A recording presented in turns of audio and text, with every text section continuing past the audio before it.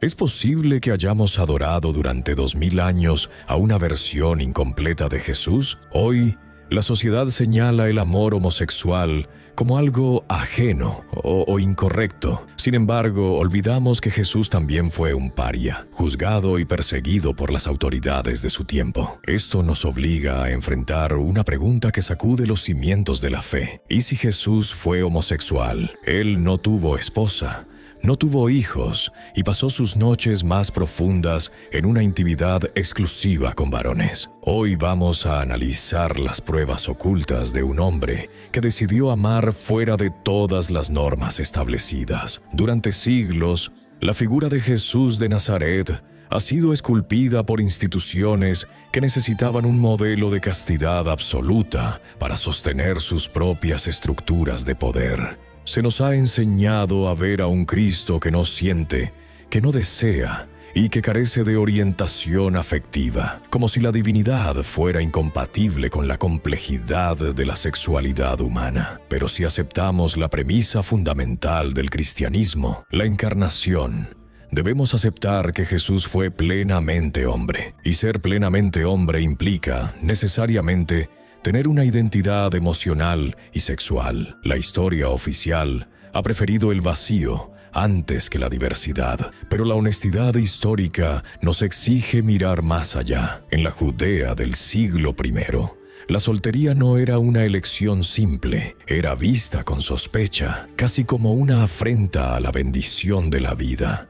En una cultura donde el matrimonio era una obligación social y religiosa estricta, Jesús permaneció soltero y rodeado de un círculo íntimo de varones. Al no seguir el camino tradicional, ya estaba rompiendo el molde de la heteronormatividad de su época. Esta ruptura no fue casual, fue una declaración de libertad. Al explorar la posibilidad de su homosexualidad, no intentamos reducir su figura, sino expandirla, buscando el rastro de un hombre que amó de formas que su sociedad simplemente no podía catalogar. Esta investigación nos lleva directamente a las fuentes más puras, donde el lenguaje del amor masculino alcanza niveles de una intensidad que la traducción moderna ha intentado suavizar. Dentro del Evangelio de Juan aparece una figura enigmática que ha desconcertado a los estudiosos durante siglos. Se le conoce simplemente como el discípulo amado. Este hombre no es solo un seguidor más, es alguien que ocupa un lugar de privilegio físico y emocional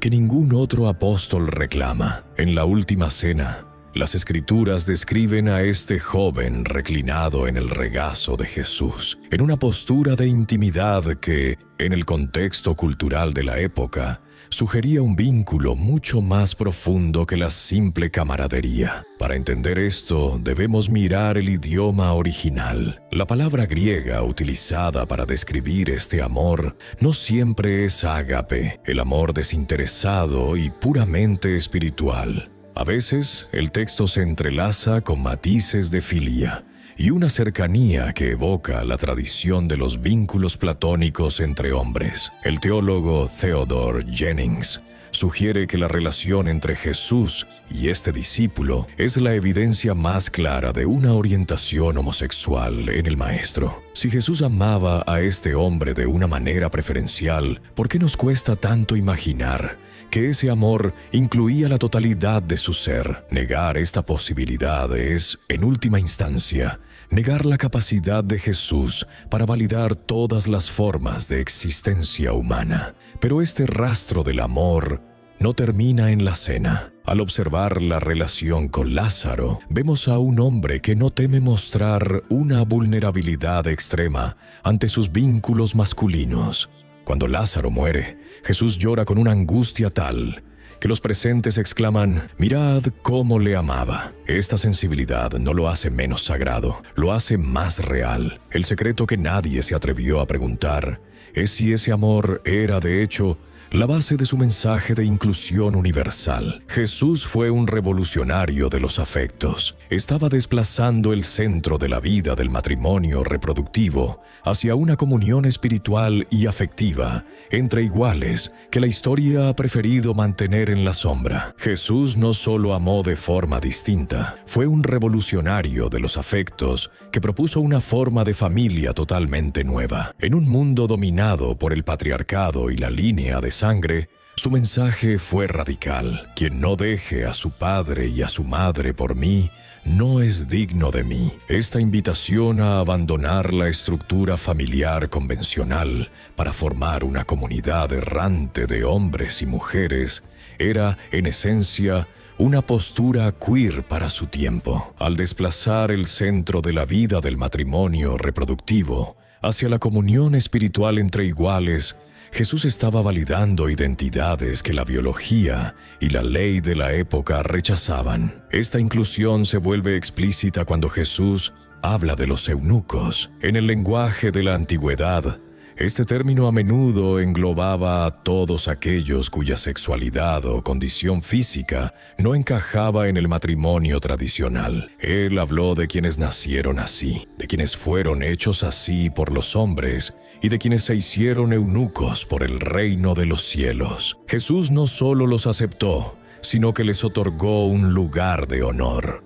Estaba enviando un mensaje claro. En su banquete, los marginados por su diferencia sexual no solo son bienvenidos, sino que son fundamentales para entender el reino. Sin embargo, el rastro más inquietante aparece en el Evangelio de Marcos. Durante el arresto en el huerto de Getsemaní, las Escrituras mencionan a un joven que seguía a Jesús cubierto solo con una sábana sobre su cuerpo desnudo. Cuando intentan prenderlo, el joven deja caer la sábana y huye desnudo en la oscuridad. ¿Quién era este joven y qué hacía en la intimidad de la noche, vestido de esa forma junto al Maestro? Este detalle, que parece irrelevante, es para muchos analistas un fragmento sobreviviente de una tradición mucho más privada y profunda que la narrativa oficial decidió no explicar. Para añadir más misterio, existe el llamado Evangelio secreto de Marcos, un fragmento descubierto en 1958 que habla de Jesús resucitando a un joven y pasando una noche entera con él, enseñándole el misterio del reino de Dios. Aunque la autenticidad de este texto ha sido amargamente debatida por la Iglesia, su sola existencia sugiere que en los primeros siglos del cristianismo, la idea de un Jesús con vínculos íntimos masculinos no era impensable. Para los antiguos, la unión entre dos almas masculinas podía ser el camino más alto hacia la divinidad, una verdad que hoy, finalmente, se atreve a salir a la luz. ¿Por qué es vital considerar la posibilidad de un Jesús diverso en pleno siglo XXI? No se trata de buscar el escándalo por el escándalo, sino de sanar heridas históricas que han sangrado durante generaciones. Durante siglos, la figura de Cristo ha sido utilizada como un mazo para golpear a la comunidad LGBTQ+, argumentando que sus identidades son contrarias a lo divino. Pero si el mismo Jesús habitó esa realidad, el edificio del odio se derrumba por completo. Un Jesús que amó a otros hombres es un Jesús que entiende perfectamente el rechazo, el aislamiento y la necesidad de crear espacios de pertenencia fuera de las normas impuestas. Al reconocer esta posibilidad, le devolvemos a Jesús su humanidad robada y le entregamos a millones de personas un espejo donde verse reflejados en lo sagrado. Los antiguos decían que la verdad es como la luz, no puede ocultarse para siempre. Esta perspectiva es una invitación a leer las Escrituras no con el miedo al castigo, sino con la apertura del corazón, porque si Dios es amor y Jesús es su encarnación, no puede haber ningún rincón del afecto humano que Él no haya explorado, santificado y vivido en su propia carne. Él es la huella que nos guía hacia una comprensión donde nadie es excluido del banquete del reino. Esta visión transforma el sacrificio de la cruz en algo aún más profundo. No solo murió por los errores del mundo, sino que vivió para demostrar que ningún cuerpo es impuro y que ningún amor es ajeno a la mirada de Dios. Al romper el silencio sobre su identidad, transformamos el dogma en una relación viva. La santidad deja de ser una lista de prohibiciones y se convierte en la capacidad de ser radicalmente honestos con quienes somos y a quienes elegimos amar en libertad. Jesús no vino a validar las leyes de los hombres, sino a demostrar que la ley del Espíritu es la única que realmente importa. Si Jesús fue homosexual, su mandato de amaos los unos a los otros se convierte en el manifiesto de libertad más grande jamás escrito. Es la prueba definitiva de que el deseo y la devoción pueden ser una misma cosa, una ofrenda sagrada en el altar de la existencia. No necesitamos pruebas arqueológicas definitivas para permitir que esta idea transforme nuestra espiritualidad. Lo que necesitamos es la valentía de aceptar que lo divino es mucho más vasto y colorido de lo que nuestras mentes pequeñas han querido permitir. Al final del camino, lo que queda no es una etiqueta,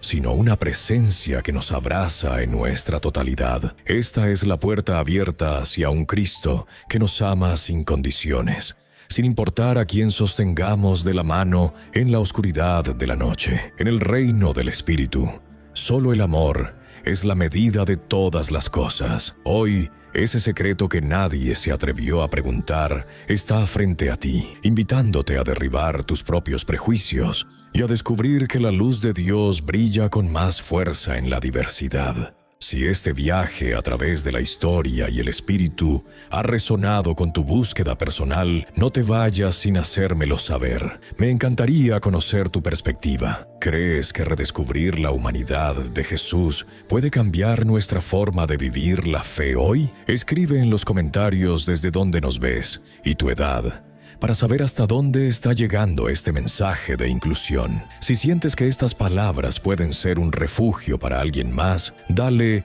me gusta y suscríbete al canal. Activa la campana, porque en nuestro próximo encuentro seguiremos cuestionando lo que siempre nos dijeron que era incuestionable. Gracias por permitirte dudar, porque es precisamente en la duda donde la verdadera fe comienza a caminar. Nos vemos en